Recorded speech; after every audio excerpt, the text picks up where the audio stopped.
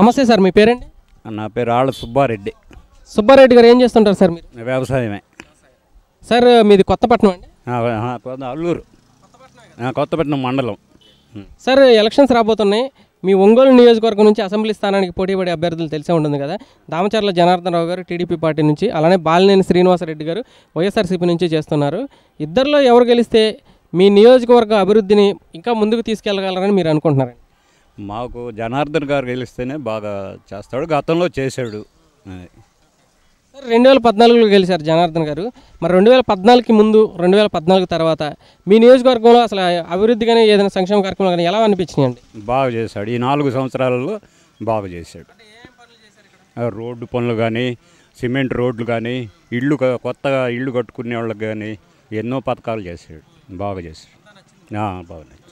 మరి బాలినేని శ్రీనివాసరెడ్డి గారు మీ అభిప్రాయం ఏంటండి?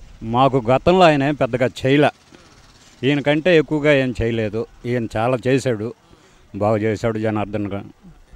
సార్, ఒంగోలు పార్లమెంట్ పరిధి అభ్యర్థులు కూడా మీకు తెలిసే ఉంటుందిగా. ఎంపీ స్థానానికి పోటీ పడేవాళ్ళు ఎవరెవరు అండి? ఇంకా సిద్ధారాఘవరావు గారు, శ్రీనివాసులరెడ్డి గారు. మరి వాళ్ళిద్దరిలో ఎవరు ఎంపీ అయితే బాగుంటుంది అనుకుంటున్నారండి? మాకు సిద్ధారాఘవరావు గారే. అంటే ఎందుకు కావాలనుకుంటున్నారండి సిద్ధారాఘవరావు గారిని? పనులు బాగా చేసి పెడతాడని, మాకు పేదోళ్ళకి అందరికీ ఉపయోగపడతాడని. అది. Thank you sir.